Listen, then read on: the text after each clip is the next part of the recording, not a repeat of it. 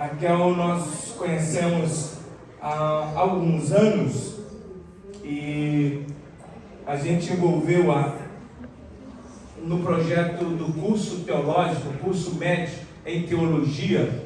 Nós a envolvemos e as lutas, as agendas, as dificuldades, né? Mas apesar de tudo isso, ela conseguiu vir ministrar os nossos corações no curso, né? Uma vida muito corrida, mas o Senhor hoje preparou para a gente estar recebendo ela com carinho, com amor. Não somente ela, mas ela aqui representa o esposo, o Otávio, as crianças, né? Nós queremos receber você com muito carinho, com muito amor. E eu quero que esta igreja, neste momento, fique em pé, porque a gente vai orar para recebê-la. Ela está debaixo de uma missão, de um compromisso. Pode subir o altar. Eu quero abraçar também aquele jovem ali, perto do irmão Raimundo. Se não me engano, eu já o conheço. Só que ele cresceu, é ele mesmo? Muito bem. Ele cresceu. Deus te abençoe poderosamente. Eu lembro dele pequenininho. Agora já está um rapaz, está maior do que o irmão Raimundo. Deus te abençoe. Vamos estender as mãos e orarmos pela nossa irmã Raquel. Quantos querem continuar ouvindo a voz de Deus? Amém. Pai, aqui está a tua serva, que tem, Senhor, se colocado à disposição da tua obra, do teu reino. Aqui está uma serva, aqui está uma mãe, aqui está uma pessoa que tem dedicado ao ensino da tua palavra. E nós sabemos os desafios, Senhor, para quem se posiciona em estar ensinando, levando a tua palavra. Mas também sabemos, ó, quão formosos são os pés daqueles que anunciam as boas novas. Assim como o Senhor tem usado a tua filha, continue usando poderosamente, em nome do Senhor Jesus. Fala aos nossos corações, porque precisamos, somos carentes por ouvir a tua voz, Senhor. Em nome de Jesus nós te agradecemos. Amém.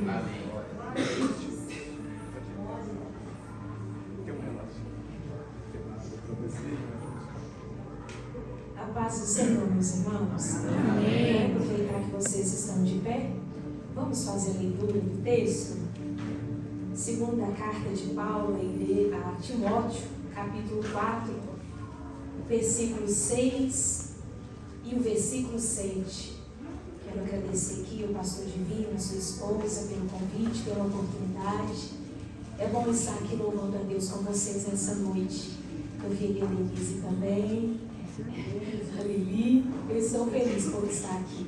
Amém. 2 Timóteo 4, versículo 6 diz assim: quanto a mim, estou sendo já oferecido por libação, e o tempo da minha partida é chegado.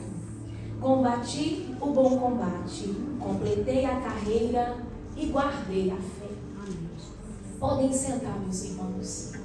Nós estamos diante de um texto, normalmente, quando um cristão vem a óbito, esse é um versículo muito usado nos cartazes para comunicar o falecimento.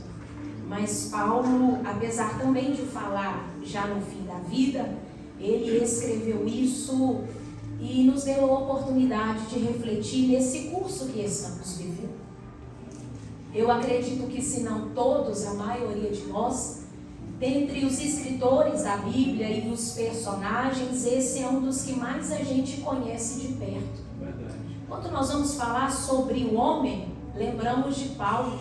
Se vamos falar sobre salvação, vamos recorrer aos textos de Paulo.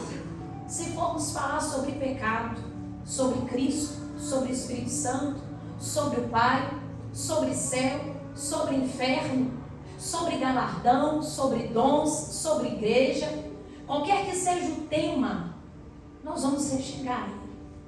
E nós não temos dúvida do quanto esse homem foi usado por Deus. E o quanto ele traz de maneira muito completa a visão de missão. De alguém que caminhou com o Senhor, entendendo que a existência dele não foi dada por Deus apenas para que ele constituísse família, ou trabalhasse, ou se realizasse pessoalmente. Ele compreendeu que ele foi chamado por Deus para que outras pessoas também vivessem no presente e no porvir. E ele entendeu o instrumento que é a palavra do Senhor. Por muitos ele foi amado, por outros ele foi severamente odiado.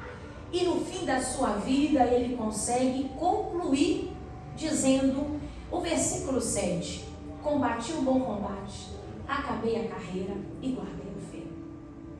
Eu acredito que muitos de nós, se morrêssemos hoje, não teríamos a coragem de afirmar isso, porque seria mentira. Nem combatemos o bom combate, quanto mais terminar, manter a fé, menos ainda. Dolorosamente, essa é uma realidade.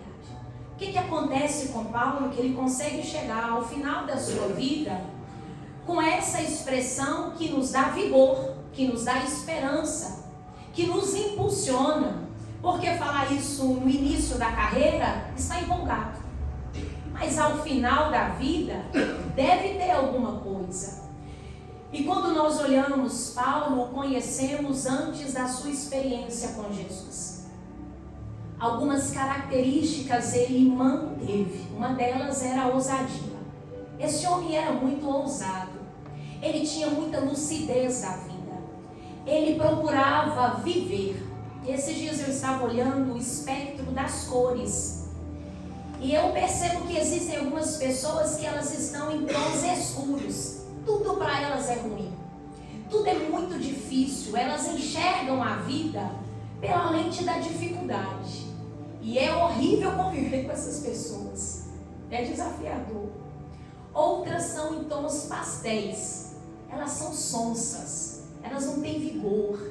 Elas não arriscam. Elas não querem sofrer. Meu Deus.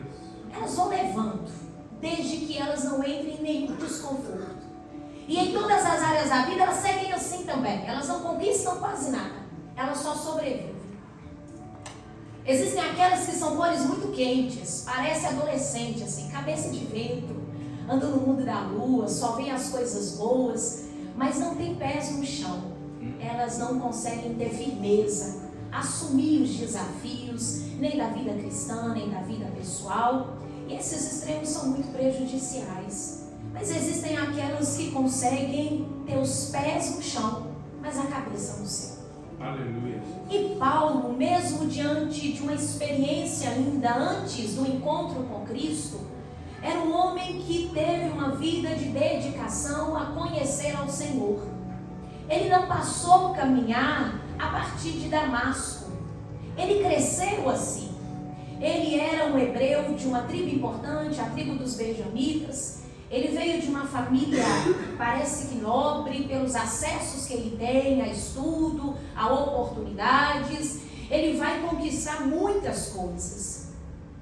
Mas um dos caminhos que ele vai seguir é conhecer a lei, conhecer a Torá. Vai estudar aos pés de um grande ensinador, que era Gamaliel. E ele vai se destacando como alguém que conhecia. Mas ele não só conhecia.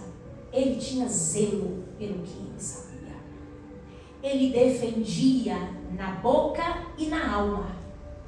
E ele era disposto a fazer qualquer coisa. Então, diante do crescimento dos seguidores de Jesus, a leitura que ele fez é que aquilo era mais uma seita. E alguém que preze pelo nome de Deus não aceitaria, não teria como comum. O que falta muito em nós.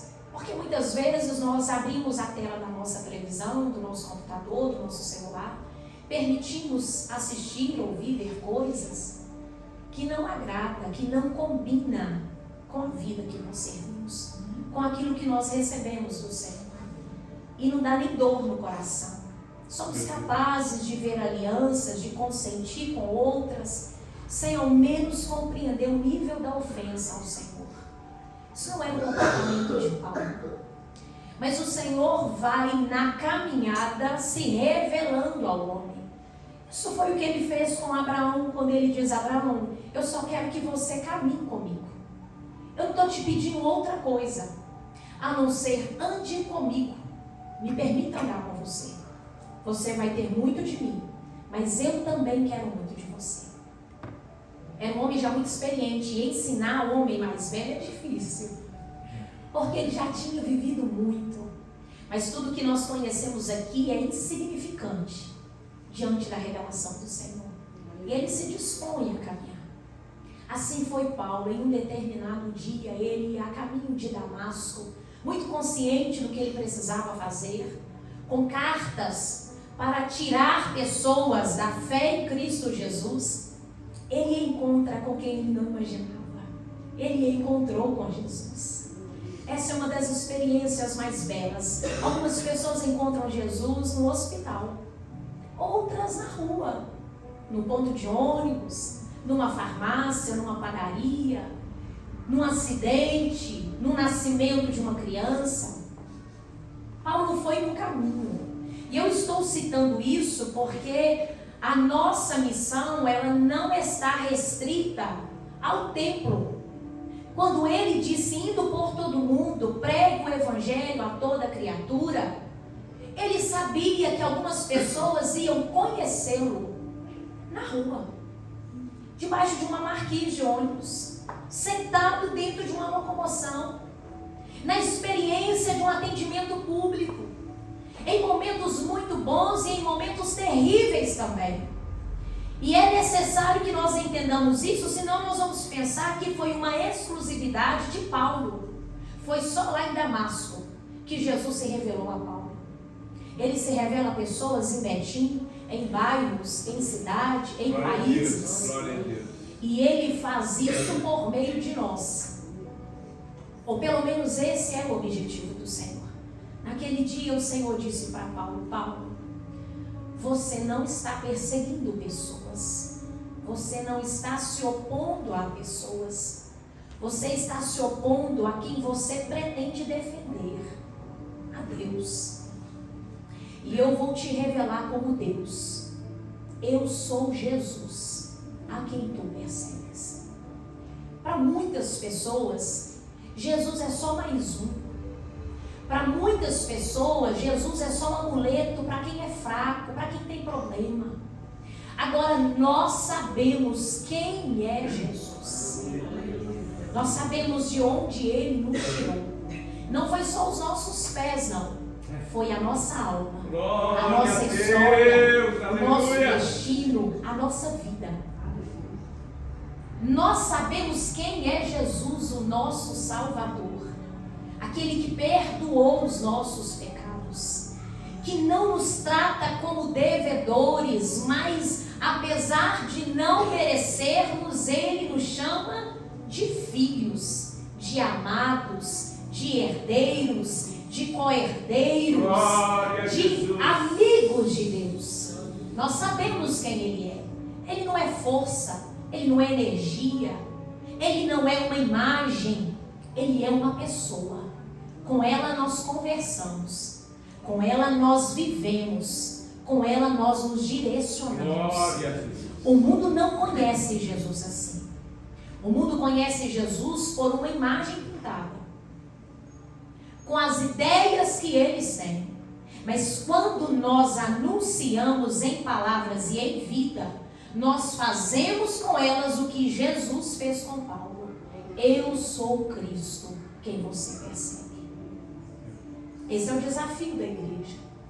Mas não é só desafio, essa é a missão da igreja. É para isso que a igreja existe. Diante daquela experiência, nós conhecemos em Atos que Paulo se rende. E a experiência primeira dele não vai ser de abraços como nós tivemos aqui hoje, não. Vai ser uma experiência dolorosa. Ele vai perder a visão, ele não vai conseguir comer, mas ele vai ser amparado por Ananias, vai se reorganizar diante de Deus, e por mais de 10, 14 anos ele vai ficar guardado. Ele e Deus.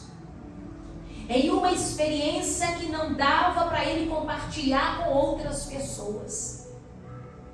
E naquela experiência, ele sai dela refinado. O salmista diz que a palavra do Senhor é como prata refinada no fogo. E a palavra dele nos refina também. Nos torna mais apurados. E isso se dá na caminhada com Jesus. Paulo sai e ele vai começar a anunciar, porque tudo aquilo que ele recebeu não dava para ficar dentro dele.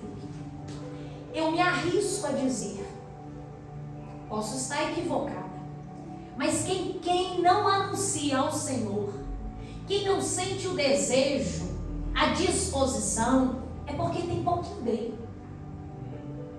Porque quando enche, transborda. Meu Deus. Não tem como. Nós temos essas experiências nos relacionamentos, inclusive amorosos. É tanto amor para dar que transborda. Fazemos questão de fazer a pessoa conhecida, vista. Não é assim? Mudamos de emprego e a empresa vira mãe para a gente. As primeiras semanas, o primeiro mês, aquela experiência é tão grande que ela não fica só para nós.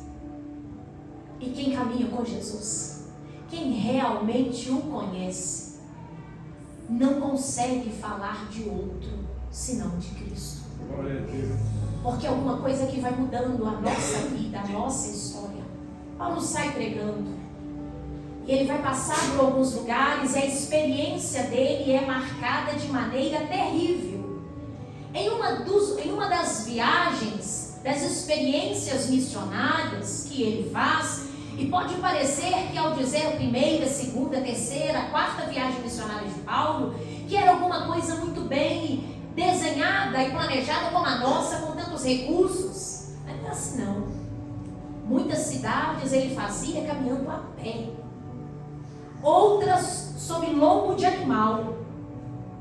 Não tinha Uber, passagem aérea, recursos como nós temos. Não. Mas ele ia. E em uma delas ele para na cidade de Éfeso. E ele chega lá e ele só começa a falar que Jesus salva, que Jesus é vida, que Jesus cura, que Jesus modela uma família, uma vida, uma cidade, um povo, um funcionário, um empregador. Ele só começa a falar do poder transformador do Evangelho. E em um determinado momento, aquela cidade muda até a sua economia. Porque diante de um ambiente de tanta bruxaria, da presença direta, da ação de Satanás, Atos diz que eles começam a pegar os livros de feitiçaria e levar para a praça e queimar.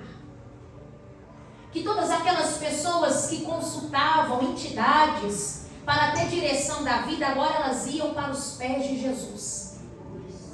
Quem procurava refúgio em tantos meios lícitos e ilícitos, mas que não tinham poder transformador, agora recorriam às palavras que tinham ouvido. Eram batizadas e anunciavam. De modo que o templo de Diana, que toda aquela economia movida no paganismo, já não se sustentava mais. Paulo apanhou a ponto de quase morrer. E ele precisou sair. E ele foi retornar depois. Paulo vai caminhando. Ele colocou vários pontos de culto. Ele escreveu 13 cartas. E aqui nós lemos aqui, é a última carta de Paulo. São as últimas palavras escritas que temos conhecimento sobre ele. Ele já está mais velho. Ele está preso numa masmorra com a sua morte encomendada, em contagem regressiva. Se fosse algum de nós, era provar e falar assim, já que eu tenho pouco tempo, pois se tem um trem que eu quero fazer, é aproveitar. Eu já não vou viver mesmo, vou pensar em ninguém não. Porque eu vou morrer e as pessoas vão continuar aqui. Paulo escreve a primeira carta para Timóteo, orientando.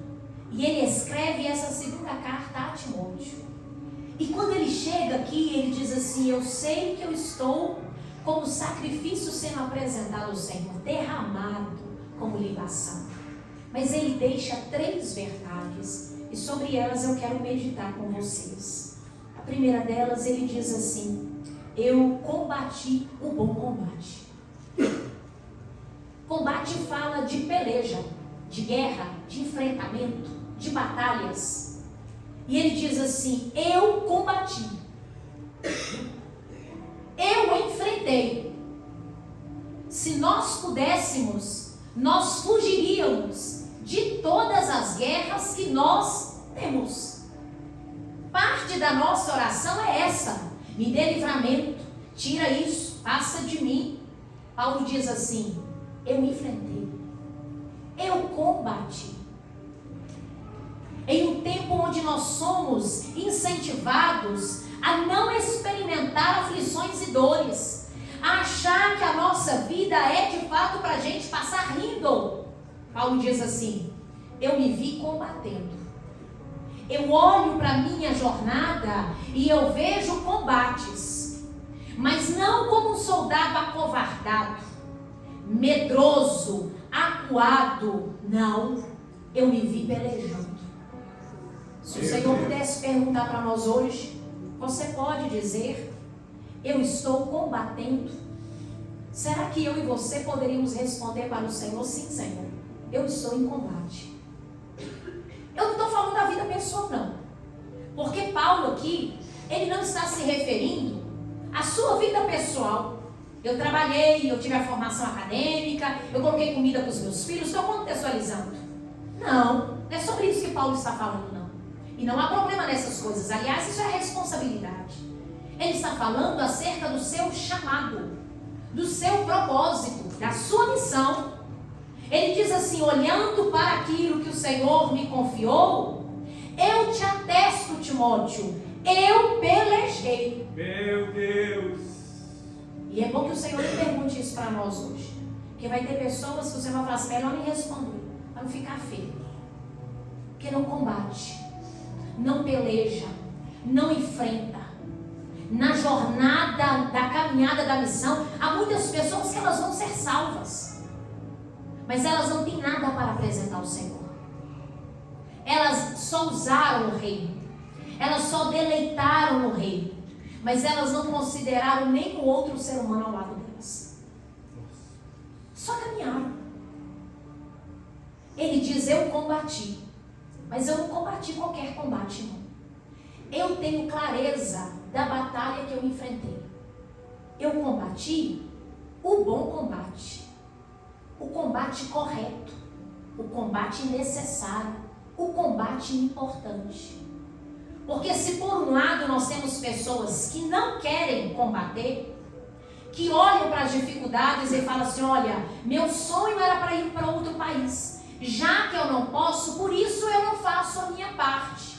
Mas tem gente em outro país, tem gente no Brasil, tem gente no nosso estado, tem gente no nosso bairro, tem gente na nossa rua, tem gente que se esbarra conosco, e dentro da nossa casa também tem gente.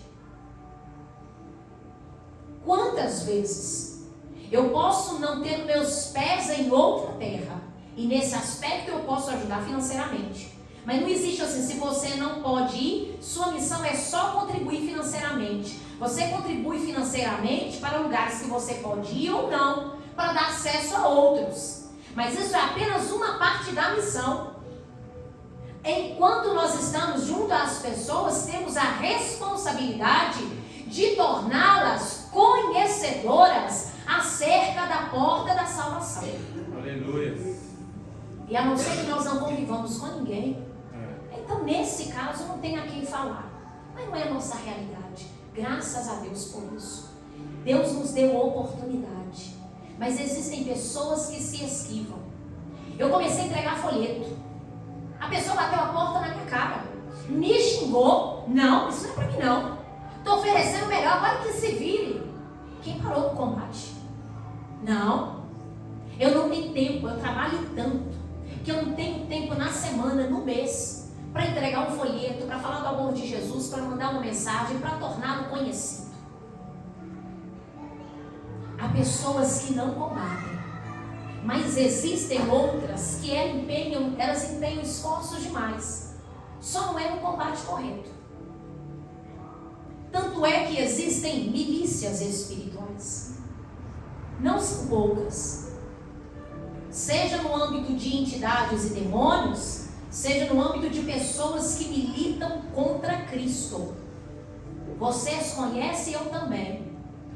seja no âmbito coletivo, individual, nas academias, na política, em todas as esferas e instituições, existem pessoas que dia e noite estão trabalhando, mas é contra Cristo. E a notícia que a Bíblia nos dá a essas pessoas, que a gente olha e fala assim, mas será que vai dar alguma coisa para elas? Porque afinal, apesar de ser do lado errado, tem até boa intenção. Jesus diz assim, eu sou o caminho, a verdade e a vida. Ninguém chega ao meu Pai se não passar por mim. Porque quem perdoou o pecado foi Ele, quem morreu na cruz foi Ele. Ninguém passa senão por Ele. E com relação a esses que militam em outras causas, vão conseguir vencer? Não. Porque as portas do inferno não têm poder de ter vitória sobre a igreja. Aleluia. É por isso que Paulo fala assim, olha, é melhor que você pense de que lado você está, de que lado você milita, porque na vida não tem campo neutro. Ou você é de Cristo, ou você é de Satanás. Ou você serve a Deus, ou não serve. Essa é uma realidade para todo ser humano. E existem muitas pessoas que não sabem disso. Eu não digo só de uma consciência intelectual. Por que nós falamos, repetimos e falamos a essas pessoas acerca do amor de Deus? Pela mesma razão que Deus nos manda ler, meditar todos os dias a palavra dele. Porque não é uma questão só de apreensão intelectual. É daquilo descer para a alma e para o coração. Aleluia. E enquanto houver fôlego de vida, Ele bate a porta. Deixa eu cear com você. Aleluia. Deixa eu mudar a sua vida. Glória a Deus. Ele faz isso conosco diariamente, vai nos transformando. Aleluia. Glória a Deus. Paulo diz assim, quem milita no reino do Senhor não milita a causa própria. Porque tem pessoas que estão até no exército do Senhor, mas elas levam a vida só pensando nelas. Elas não têm responsabilidade coletiva. Elas não choram as lágrimas de Deus, por assim dizer. Esses dias, quarta-feira, eu estava trabalhando, e alguns aqui sabem, eu trabalho numa UPA em Belo Horizonte, e eu fui atendendo alguns casos que eu não consegui comer.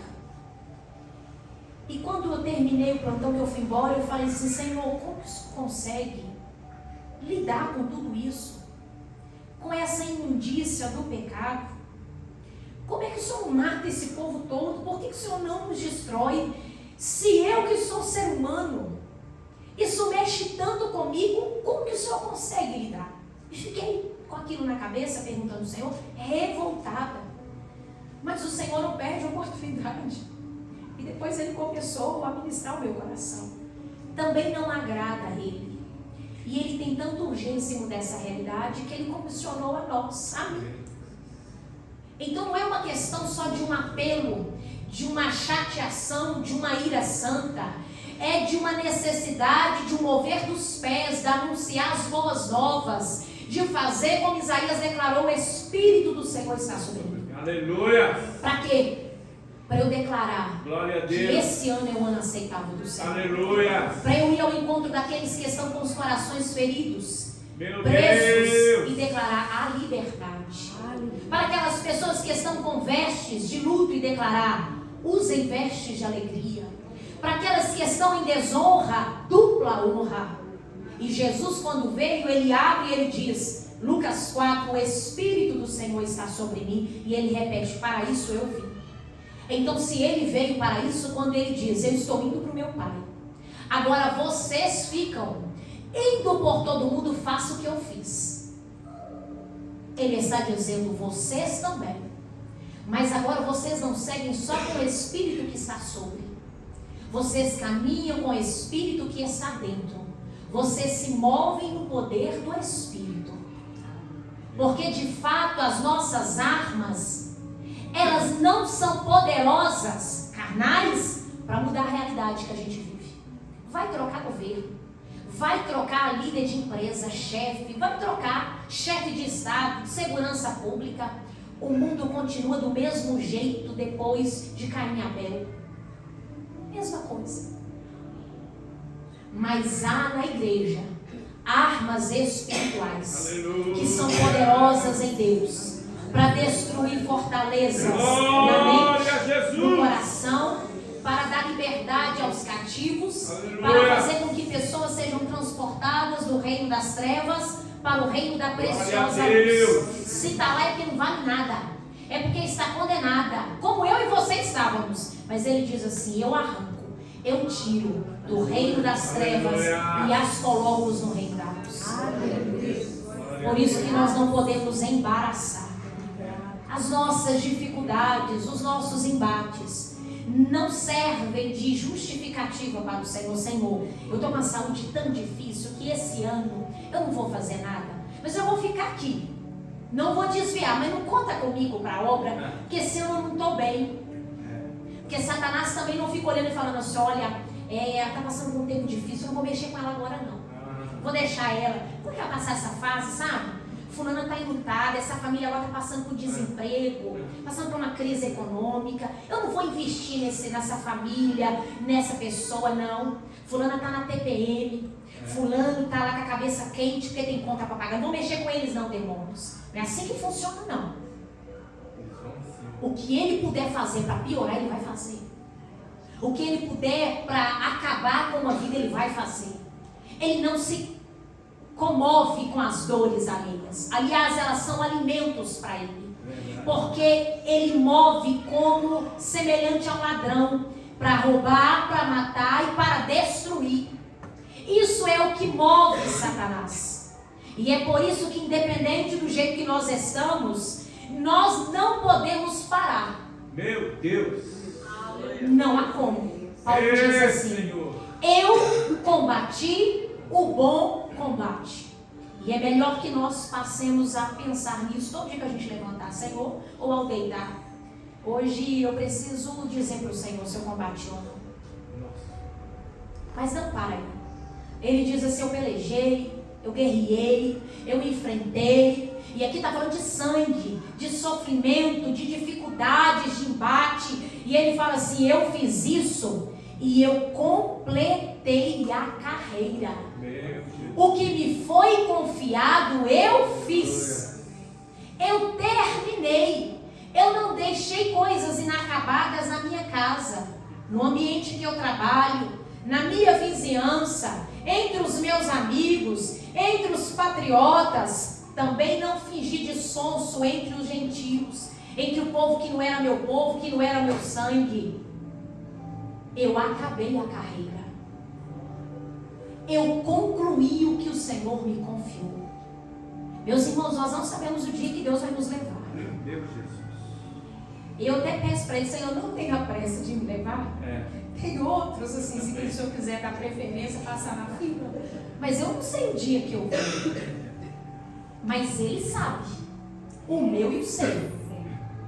E tudo que Ele confiou é para esse tempo. Não adianta depois a gente falar assim: Senhor, só podia me dar mais prazo para eu fazer. O tempo que Ele deu é o tempo suficiente. E eu quero te perguntar se você pode dizer: Senhor, até hoje, eu não sei quanto tempo daqui para frente, mas até hoje eu posso dizer para o Senhor: Senhor, o Senhor me confiou, eu concluí.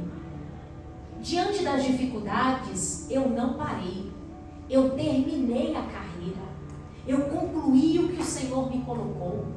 Meus irmãos, nós não podemos olhar para esse texto pensando em momentos lindos, maravilhosos, em um púlpito com conforto, que ele está dizendo assim: eu deixei de comer, eu deixei de ter sossego, eu enfrentei naufrágios, eu tomei couro, tapa na cara, quase morri com chibatadas, com açoites.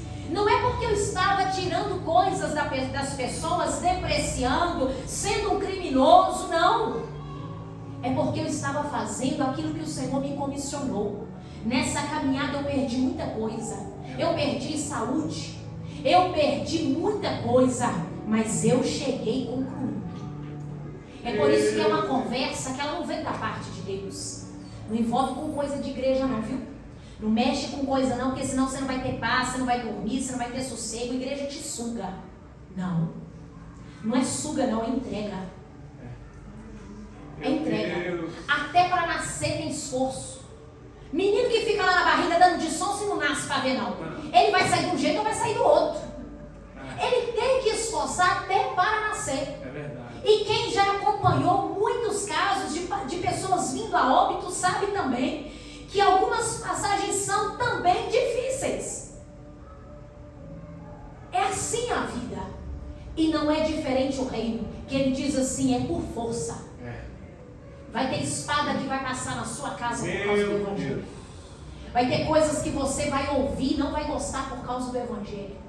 Vão ter prejuízos que você vai levar por causa do Evangelho. Entregas voluntárias e involuntárias. Mas termine a sua carreira. Ele fala assim, eu completei a carreira. E eu também guardei a fé. Eu me lembro que o dia que o Senhor começou a ministrar esse texto no meu coração, eu fiquei aqui nesse último ponto. E de imediato eu logo pensei num quadro, em alguma coisa, no sentido assim, já que eu concluí, deixa eu colocar ali. É igual o soldado quando volta da guerra, que pendura a espada, a arma. Mas a intenção de Paulo não é falar sobre isso. No palavreado normal, eu pendurei a chuteira. É isso que Paulo está falando. Ele fala assim, olha, na minha caminhada, com todas as dificuldades, eu combati e eu concluí. Mas eu cheguei no final com a minha fé preservada. Eu guardei, eu preservei a fé. Tudo que eu passei fez com que a minha fé ainda ficasse mantida. Porque tem gente que até consegue combater, consegue concluir, mas chega no final, não tem fé, não tem prazer no Evangelho, não tem alegria. Às vezes nós olhamos pessoas com a jornada na vida cristã, mas quando a gente conversa com ela, ela só tem pesares. A fé não está ali viva. E quando a Bíblia diz, ela não diz assim, quem não trabalha não agrada o Senhor, não isso. Quem não termina não agrada o Senhor. Apesar dessas coisas serem uma verdade em boa medida. Mas é quem não tem fé. Se não tem fé, não agrada o Senhor. Pode trabalhar, pode se esforçar, pode concluir, pode chegar no final. Mas se chegar sem vigor espiritual, sem fé, sem convicção, e isso nós não encontramos nas guerras em si. Isso nós não encontramos em diplomas, em conclusões de ministério e trabalho. Isso nós encontramos na intimidade com o Senhor. Não tem outra forma. É na vida com Deus. É no quarto de oração. É na caminhada com o Senhor que nós encontramos o fortalecimento da fé. E é a Bíblia que diz isso. A fé, ela vem por ouvir. Ouvir a voz de Deus. Quem só fala com Deus e não ouve, quem só fala de Deus e não conversa com Ele, não tem como ter a fé aumentada. E do começo ao fim, o Senhor quer que a nossa fé se mantenha. Meus irmãos, todos nós vamos passar por coisas terríveis. Eu tenho dia que eu falo com o Senhor, Senhor, o Senhor está me esticando demais. Eu tenho medo do Senhor ficar desapontado, desse elástico arrebentar, porque o Senhor está me provando demais. E é uma maneira de falar para Ele, diminui, porque está doendo. Mas isso não pode tirar a alegria da salvação. Isso não pode tirar nosso tempo com Deus. Isso não pode tirar nossa intimidade com o Senhor. Raquel, mas eu já tenho experiência, eu já sei como é que fala, eu já sei como é que faz. Mas há uma realidade que está para além da técnica, da experiência, do tempo cristão. É só você lembrar da sua atuação profissional, da sua vida dentro de casa. Quantas vezes o Senhor comunicou algo conosco que mudou a direção de um atendimento, de uma postura, de uma decisão, de coisas que nós faríamos. É no altar do Senhor que essas coisas estão disponíveis. É lá que nós encontramos coragem para fazer algumas coisas que sem essa fé nós não teríamos coragem. Quantas vezes o Senhor vai falar, eu quero que você mude o que você iria investir. E até financeiramente. Até financeiramente. Quantas vezes? Quantas vezes ele vai falar, eu não quero que você passe nessa rua, eu quero que você passe na outra. Esse final de semana eu não quero que você descanse, eu quero que você trabalhe para mim. Esse final de semana eu quero que você visite um hospital. Sabe por quê? Porque você está tranquilo demais. Você não está comprando medicação para nenhum parente. Você não está ali com aquela angústia, morre, não morre, morre, não morre. E tem centenas e centenas de pessoas assim. E o pior não é chegar ao limite da vida, que é a morte. É o que vai acontecer com essas depois de morrer. É para onde elas vão. E se nós não nos envolvemos nesses lugares, nós não conseguimos perceber a realidade do mundo. Nossa vida tem as batalhas, mas nós não estamos nas mãos de Satanás. Nós não conhecemos de perto o que é uma vida amarrada pelo inimigo. E é por isso que ele nos move. Raquel, mas eu tenho pouco tempo. Vai diminuir no Senhor. Raquel, mas eu já durmo pouco. Vai dormir menos. E o Senhor sustenta sono, dá saúde. Eu não estou falando de negligência, de irresponsabilidade. Mas nós temos coragem de diminuir horas para assistir uma série. Nós temos coragem de diminuir horas para conseguir uma promoção na empresa, para conseguir algumas coisas, não é assim? Para realizar sonhos. Nós abrimos mão de muita coisa. Fazemos economia, passamos a leso, recebemos convites e não aceitamos. Mas quando isso é para a obra do Senhor, a gente fala, Senhor, isso daí não tem a ver com o Senhor. Esse esforço aí é coisa de homem. E não é. Essa inércia tem raiz de egoísmo, de achar que o céu é só para nós. Deus não mandou anjos. Pedro diz que os anjos até anelaram por anunciar. E o que eles mais desejam é o que nós mais desprezamos. Pode ser que alguém olhe e fale assim, Raquel, não há desprezo. É desprezo. Porque se nós entendêssemos o preço que Jesus pagou, não é o preço que nós pagamos. Nós não pagamos preço. Preço, quem pagou por salvação foi Jesus. O esforço que nós temos é só para tornar essa salvação conhecida. Mas ninguém foi para a cruz e ninguém deu a sua vida. Até porque, se quisesse dar, não poderia, porque é réu. Porque não tem condições. Mas Paulo diz assim, eu combati o bom combate, acabei a carreira. E eu posso dizer, Timóteo, que apesar de eu estar numa masmorra, apesar de eu estar preso, de sentir a morte, e não é uma morte assim, vai lá pro hotel e espera a morte chegar, chama seus netos, chama seus filhos, faz uma viagem, fica aqui nesse ambiente confortável. A morte de Paulo, no que a tradição nos conta, foi decapitado. Nós estamos falando de alguém que está em condição precária, insalubre, de vida. E ele não estava com raiva de Jesus. Ele estava dizendo, eu sei que quem tenta prender os meus pés é Satanás.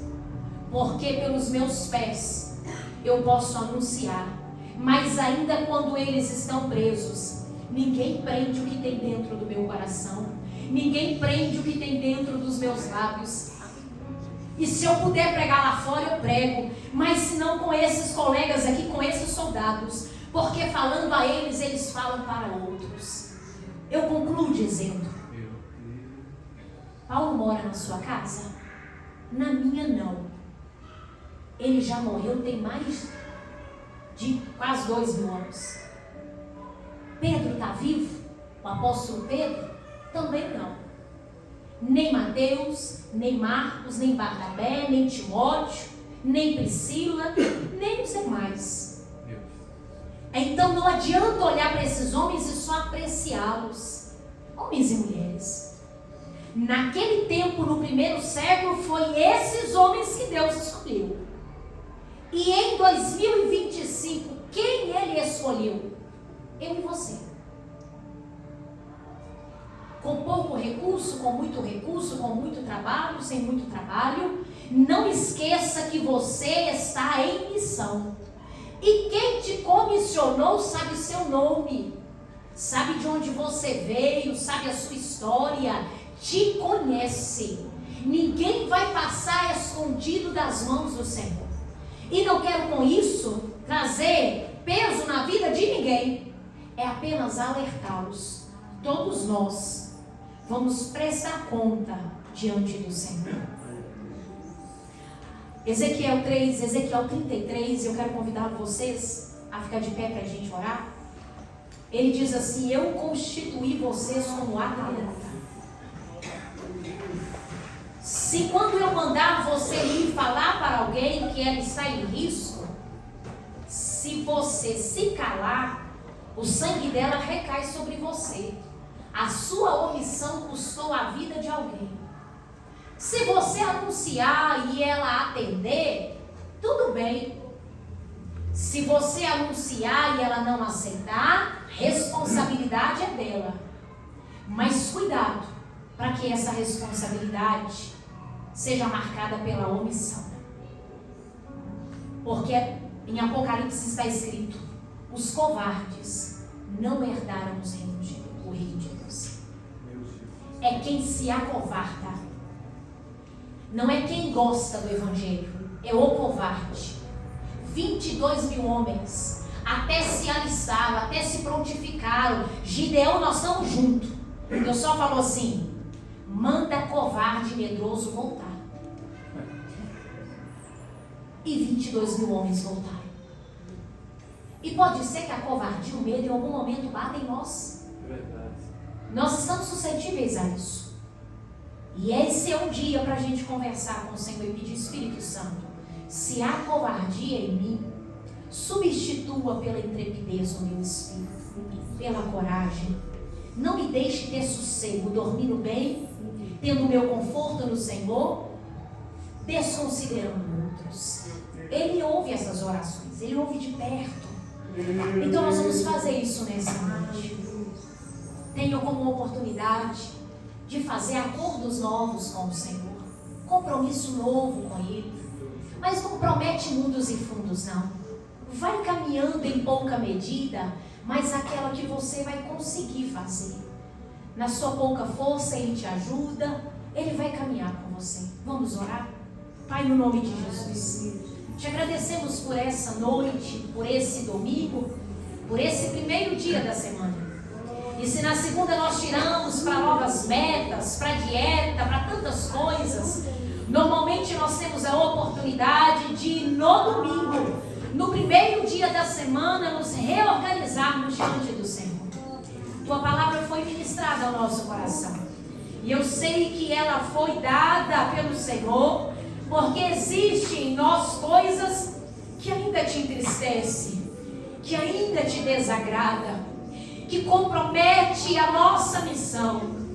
Por muitas vezes, ó Pai, nós nos perdemos, nos embaraçamos, seja em pecado, seja em muito trabalho, em muitas coisas pessoais.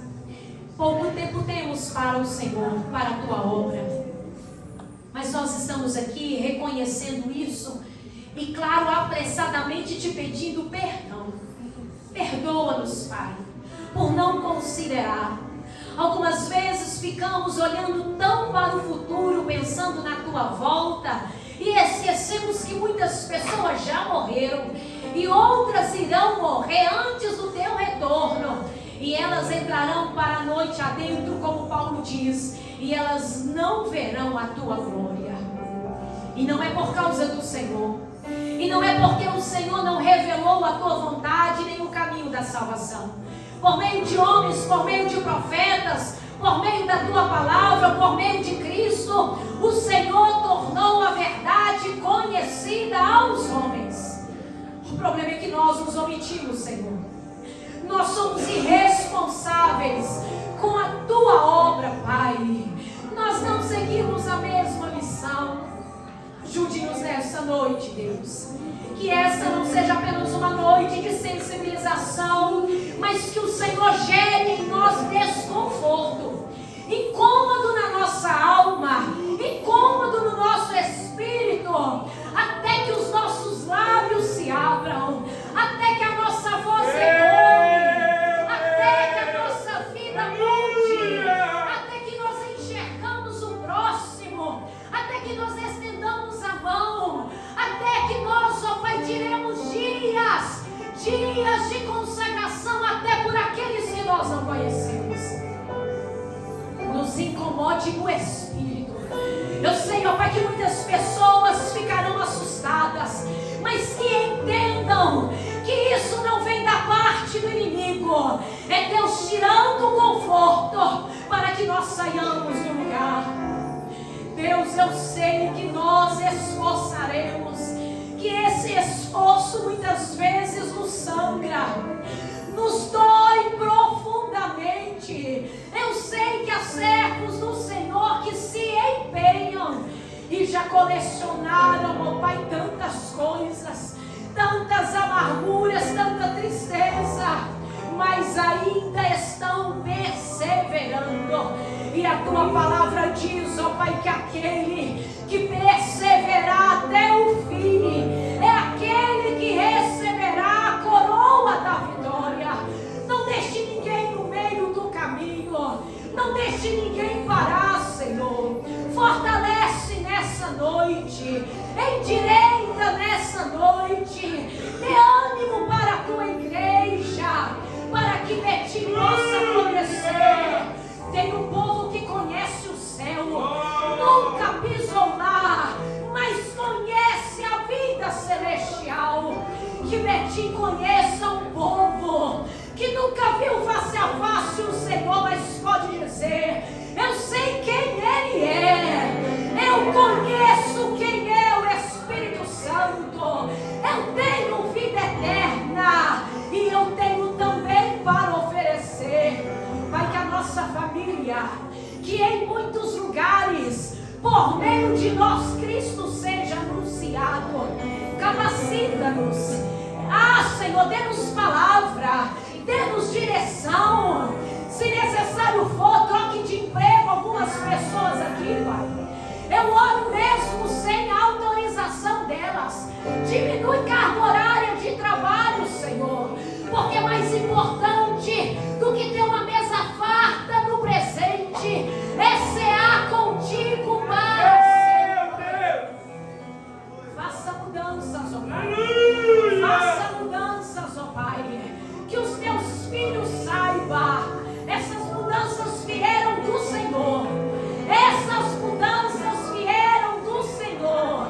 Ainda que seja algo que cause estranheza, mas nós compreenderemos a boa, perfeita e agradável vontade do Senhor.